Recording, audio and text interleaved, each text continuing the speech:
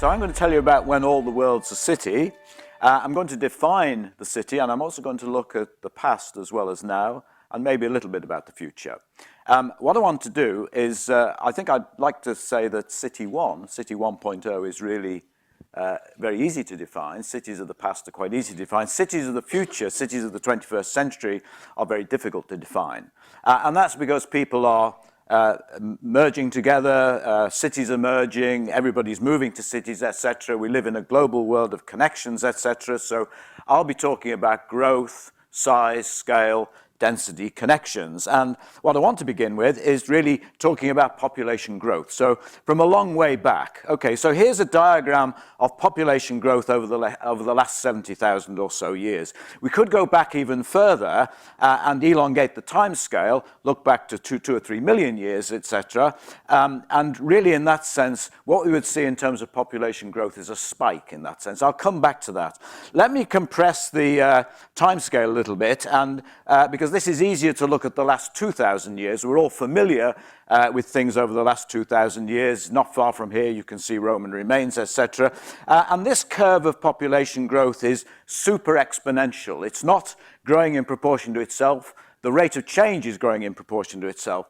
Now, from my vantage point in 1960, when I was a high school student, it really looked as though, and that was when the population of the world was 3 billion, it really looked as though things were going to take off and we'd hit infinity. Nobody really had some sense. In the 70s, there was a Club of Rome report, etc. Nobody had any real sense of what was going to happen. In fact, many people speculated that population would become infinite. The singularity is something that's talked about in a lot of TED Talks.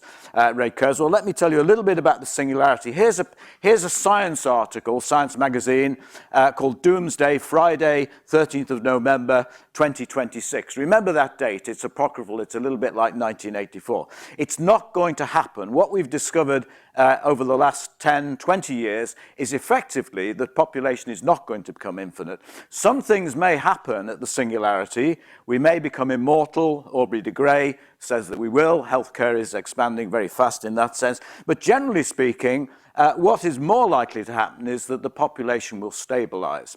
Now, in some senses, what we're really saying is that population is slowing down really quite massively in the world in that sense, but also people are moving to cities in this context.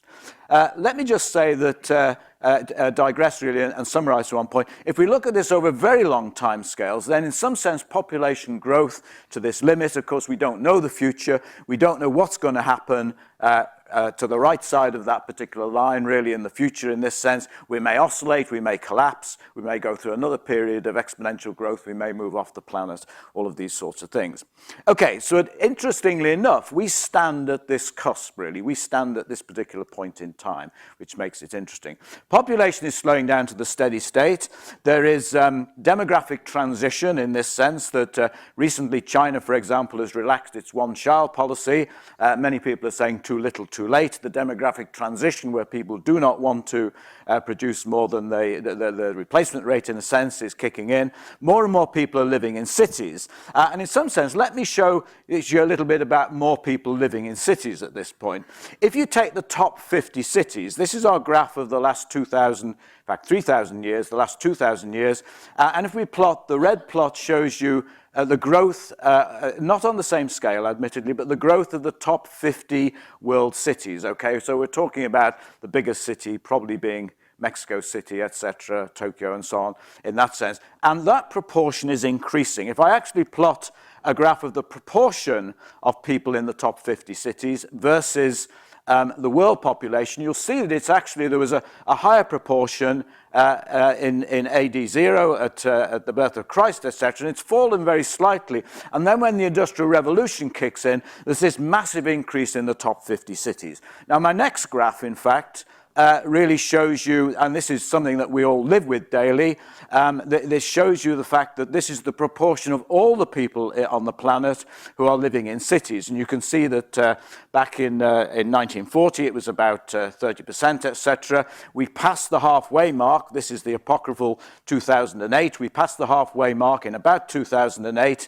And indeed, in the very blurb for this conference, City 2, one talks about 70 or 75% in the year year 2050. And those are the UN projections. Of course, this will probably accelerate, and we can guess, we don't know the future, but most people will be living in cities by the year 2100. And that's, in some sense, when everybody lives in cities, then will we still speak of cities? When all the world's a city in this sense, will we speak about individual cities?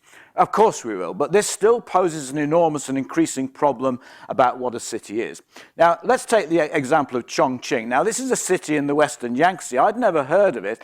Been to China many times, probably about 10, 12 times at least over the last 20 years, but I'd never really heard of Chongqing. It's in the western Yangtze. Reportedly, it reached about 32 million in this sense. So this is a picture of Chongqing in this sense. So you can see it's a fairly dramatic city in a way. Can I go back a bit? Yes, thank you. In fact, defining a city's boundary is incredibly difficult. 32 million people, and this city sits in a very wide hinterland in that sense. But in a sense, this says it all. Just how many people are there in Chongqing? Conservative estimates suggest about 6 million. If you go to China and find out the city is 6 million, your best bet is probably 8 million or even 10 million, basically. Interestingly enough, big cities are very difficult to define. If you go to Shanghai, for example, Shanghai is about 20 million, but if you drive the 80 miles or so to Suzhou, Suzhou is 11 million, and it's continuous urban development. Even as far as Nanjing, 200-300 miles inland on the Yangtze, you've got really continuous urban development. And when we talk about Tokyo being the biggest city in the world with 30 million or so, 25, 30 million. Shanghai, Nanjing, that area is probably 100 million in this sense. So in some senses, this is an important issue. Okay, now for most of history, which is City 1.0, cities have been tight, compact, they've been bounded, walled, contained for defensive purposes, etc. They've been based on limited technologies. Before the Industrial Revolution, by and large, we could walk about 6 miles a day to work and back, etc. And this really sort of determined to some extent the urban landscape. And if you look at old maps, these are pictures of the first cities in Babylon and Nippur, etc., from Sumeria. Again, 2,000, 3,000, 4,000 years ago on clay tablets. All of them are bounded in some sense. Here's an example from the Renaissance. This is Palma Nova, which is northeast on the mainland of Venice, basically. So that's an aerial photograph at the moment. And these are, in fact, the traditional walled cities. There's no problem about defining what these cities are. This is Aigues-Mortes in France, in the Delta, bounded to some extent physically in that sense, but you can see growth outside the city walls here. It's a particularly good example in that sense. And here is Carcassonne, another town in southern France in that sense. So this was the walled city. This was City 1.0 in an era over the last 1,000 or 2,000 years, perhaps longer, perhaps 3,000 or 4,000 years, when cities were really self-contained. And we were not facing this explosive growth that's occurred in the last 200. Okay, so what has really changed all of this is mechanical technologies, the internal combustion engine. Towns began to grow beyond 1 million. In this sense, London was the first city to reach 2 million, in that sense, round about the early 19th century. Perhaps a little before. Rome, of course, reached 1 million. Nanjing reached 1 million, etc. But, of course, Rome, as we know, the empire could no longer hold. You needed this enormous empire to sustain it. Now, the story of the last 200 years is well known to all of you. First, the walls went down. You can see that everywhere. Then the suburbs came. Then national networks began to be built. In the United States in the late 1950s, the interstate highway system, Route 90, Route 85, etc., what we take for granted today, this was connecting up the bits, even as late as the 1950s. And there's this global spreading out, a blurring of what the city actually is. Now, this is London. This is population density in London. And this is the kind of the exoskeleton, or this is the network underlying population density. It looks as though it's an angry, sprawling mass in that sense. That's probably the wrong kind of metaphor to put on this in some senses. But it is reaching out, in a sense. These cities are reaching out into their hinterlands, It's no accident to think of the connectivity as reaching out in this particular way to grab resources in some sense. People are grabbing resources, space, etc., but still belonging to the city in this sense. So how do we draw boundaries about these cities when they merge into each other? And when the wealth of a city such as London is generated globally? So density and connectivity are the key. Here is Western Europe. Not too difficult in parts of France to define in some sense traditionally, but once one moves into the Low Countries, Belgium, etc., it really is a nightmare in a sense. If you think of this as the pattern of connectivity, the flow of resources between these cities, it's hard to pick one big cluster out and study it independently of all the others. So that really is the issue about City 2.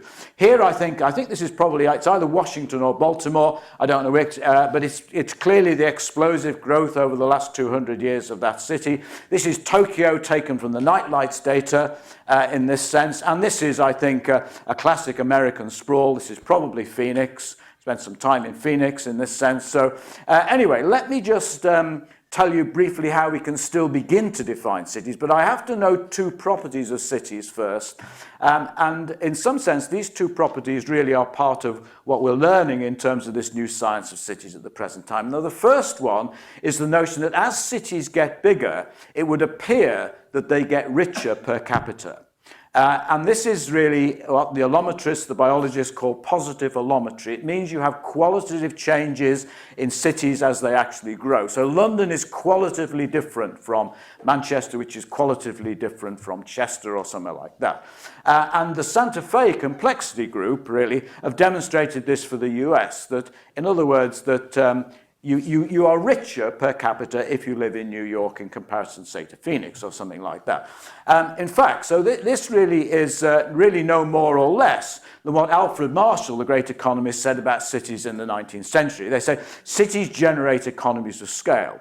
But in the UK, what we've found is that this is not quite the case. We've found that cities do not superscale by income in size. London, of course, is a massive outlier in all of this. But to examine performance, we can't really separate one city from another. They're all of one piece. So to think about London versus Manchester versus Birmingham, etc., and all the cities in the hierarchy in this sense, then this is really quite difficult. What we're doing in London, for example, in Tech City, etc., in terms of making the city smart, etc., may have important implications for everywhere else in the system, because we cannot disentangle what the impacts are in this way.